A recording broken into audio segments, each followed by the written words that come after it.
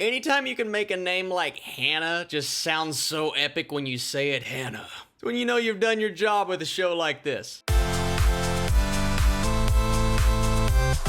What is up, Flick fans, and welcome back to my channel. Usually I'm talking about Netflix content only, but today we had a brand new show drop on Amazon Prime, and that show is called Hanna. This is a show that has been marketed like crazy on TV and YouTube, on the internet in general. I've been seeing ads like every day, on loop every 5 minutes, so Amazon, you better deliver if you're marketing it that hard. And they actually released episode 1 back a few months ago. They did it like a 24-hour thing. I watched that then. I was able to catch up and watch the entire series now, watched all 8 episodes, dropped at midnight, watched it all at midnight. I'm tired. But I was really excited about this. It seemed like a teenage version of Jason Bourne for television when I first saw the premise, and then I realized, oh my gosh, this was a movie in 2011. I never watched the film, but I know it has its hardcore fans who were very curious to see what the television show was going to do. It had to go in a different direction, but how was it going to expand on this lore and this content? Because it has to do it. There are 8 episodes. Each episode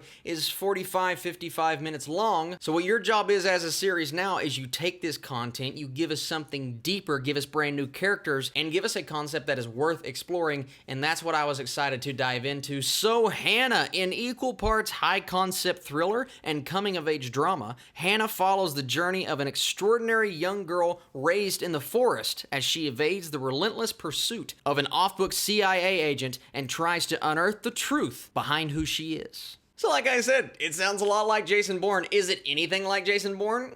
Sort of, but it is filmed and done and executed in a completely different way. I'm going to try my best to keep from spoiling anything in heavy detail because there are twists and turns, especially when you get into episodes 3 and 4. And I will admit, episodes 1, 2, and 3 started off really slow. I thought episode 1 was great. It was slow, but it gave us the perfect introduction to these characters, to where she is in her life right now, how they got in that situation, and you learn a tad bit about her, a tad bit about her father, but you really don't know all of the details. In episode 2, she starts to meet new people. Things are happening around her. She's really unaware of these situations, and she's beginning to learn what life is like outside of this world that she has been in her entire life, how she has been trained to be this assassin. Maybe now she's meeting friends. Maybe now she's realizing what it means to not be under the oversight of your father that has been insisting you to do this and this specifically your entire life. Now, yes, he has trained you to be an awesome assassin, and we do get those assassin moments, especially later on in the show. In the first 3 episodes, we get a preview of that. There's one scene in particular I'm thinking about. I'm like, okay,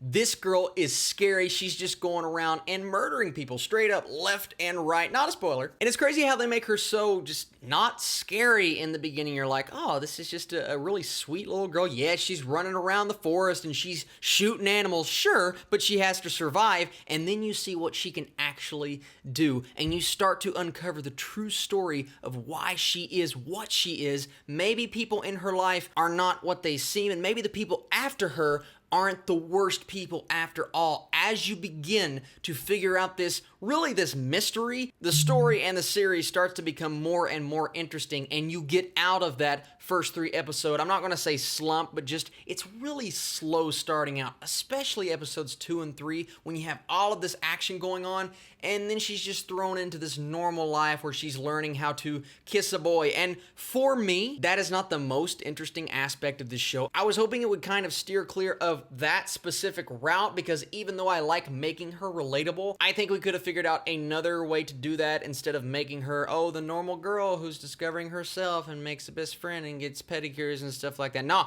I wanted her to be the secret agent on the run, fighting people, killing people, and we really don't get that in the first few episodes. We get other people doing that, and she starts to figure out, okay, why are you allowed to do this, but you've been training me my entire life, and I'm not allowed to do this? It just doesn't seem right. Things are not fair. And then you realize why she is what she is. You start to uncover this as she begins to uncover this, and all of the kudos in the world. First off, the people behind the camera, I thought did a wonderful job. The show looks good. The cinematography is great. The way that it's shot, especially the scenes, the car chases and the snowmobile scenes, all of those things are just really cool for a television budget. I think the budget here is a bit higher than it usually is, but it still looked good.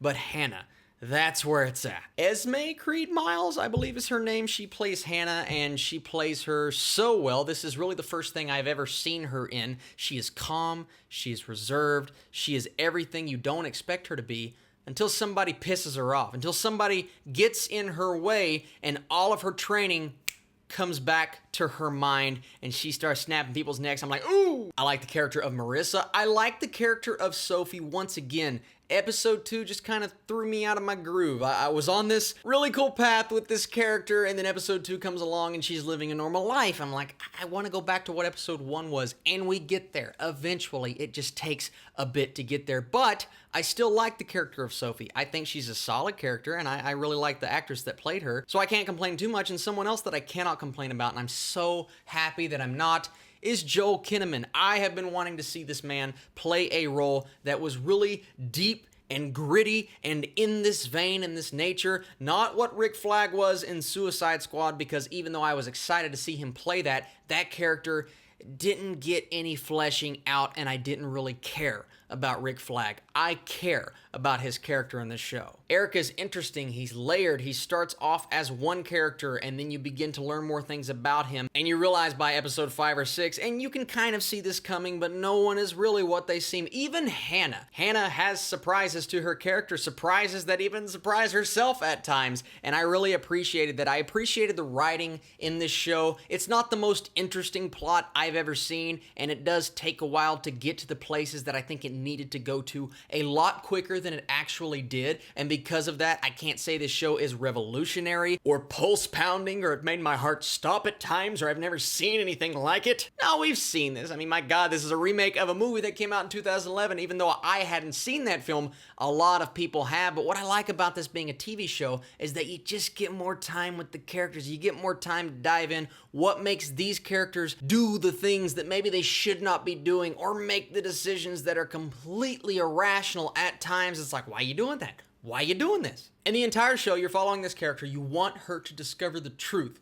Who is Hanna? Where did she come from? Why does she have the abilities that she has? And what is the point of all of this? Why am I having to do the things that I do throughout this entire show? And even though you don't get all of the answers, by the time you get to episode 8, I was very satisfied with where this show went. Definitely leaves a door open for season 2, but I'm happy with the slight explanation for things. Trust me, you're not getting all of your questions answered. It's not happening with a show like this. They are going to leave you on some sort of cliffhanger, but I'm starting to figure it all out myself, and I think by the time you guys get into episode 7 or 8, you will do that as well. Overall, guys, I think Hanna is a solid show. Season 1 impressed me at times. Other times, I wish it would have sped up. It was a little slow. I could have used maybe a bit more in the first few episodes, but by episode 8, I was very invested in all of the characters, and because of all of these things, I'm going to give Hanna Season 1 a 74%. Really solid. I encourage you, if you have Amazon Prime,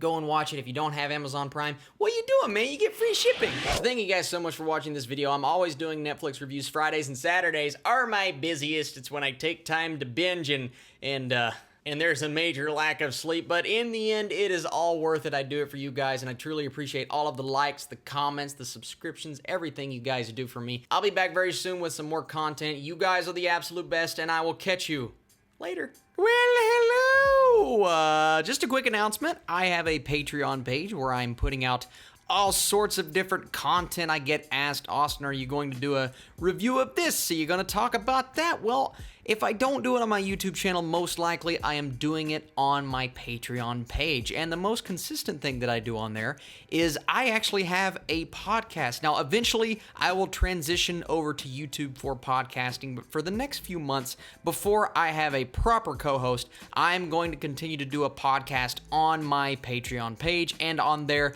I talk about literally everything from movies to television shows to comics to just what I'm watching. I take every every movie that I watched the prior week. I talk about all of those in depth. I give you guys the best one and the worst one that I watch. All of that is on Patreon right now. I just did a video where I described how I go about making my videos and why I do what I do. So if you want to check that out, you can. And if you don't, I don't blame you.